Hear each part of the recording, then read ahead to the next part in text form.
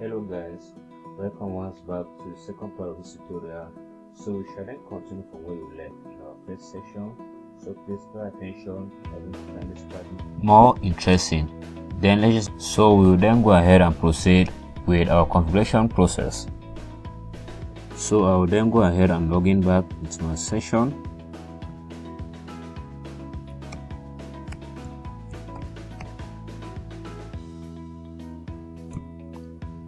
Okay, so when I'm back now like this, go ahead and type local security policy.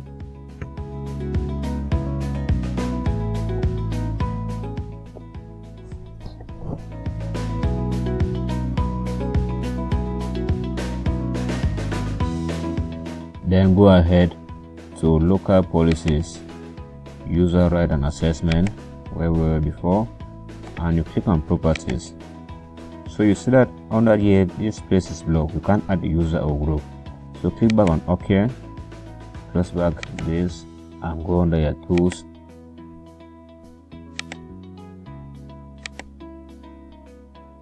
then select group policy management.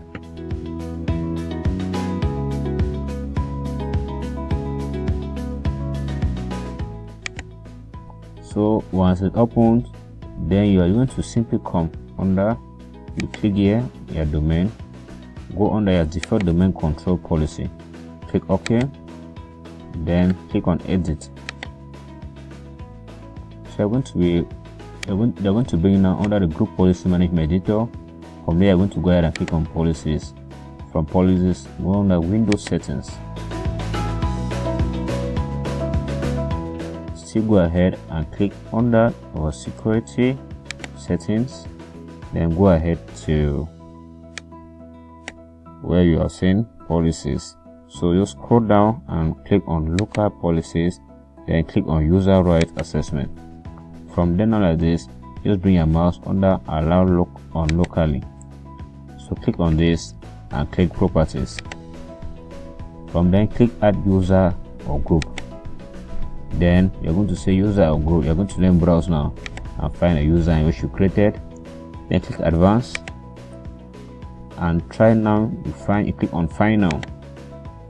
Then now make sure you put in the username in which you created. So go ahead and put in the username, and this is the username that I created. I hope you remember this process when we're doing.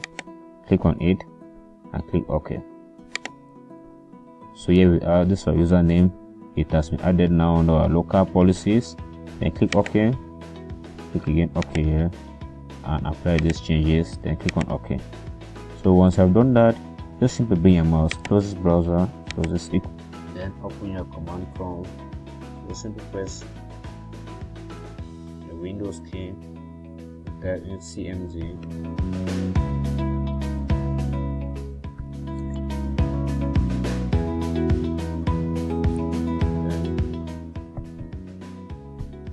Click on command prompt and type in GPU.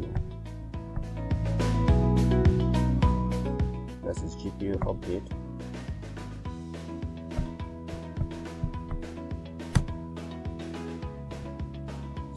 /force, because we want to push this command everywhere. So once you go back under our local security policies, once you go and click on our local policies, you can actually also add users there without necessarily going right back to the previous steps. So click on GPU update /force and click enter. Now it's going to update now the policy. So you have to wait a little bit to update the following policy in which we change. So our computer policy update has completed successfully.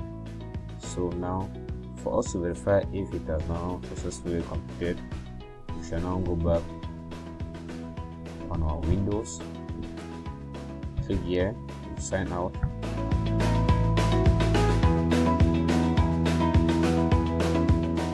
Then at this stage, go on VM and send a control there, then sign with another user. Put in the username that we created on this password.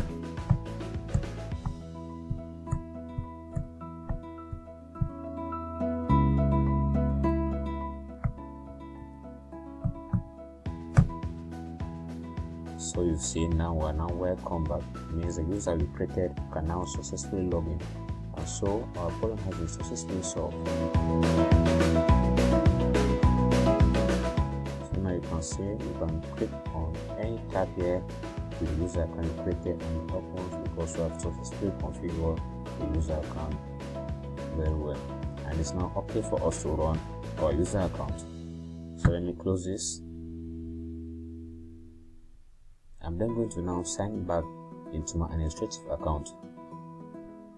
So let's go back, click on Windows, sign out back from this account.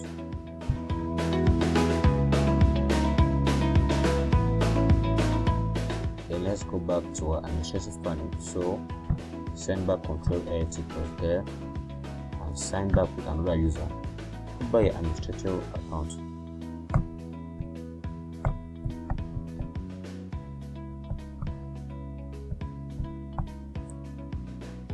Then click OK. I didn't put the password, so provide the password.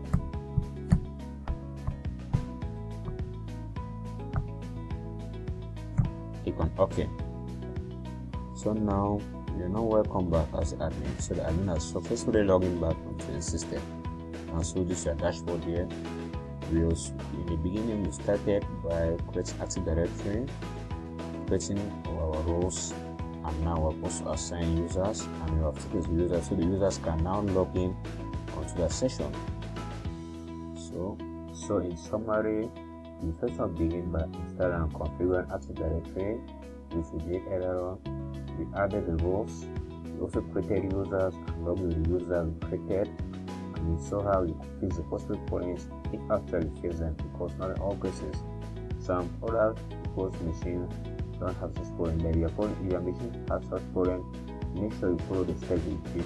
Now that this carefully, you are going to fix it and it shall be working perfectly on your system. And so guys, I want to thank you for following this video from beginning to end.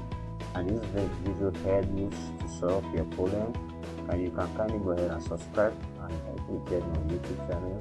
Please email as well. I want to thank you and see you later.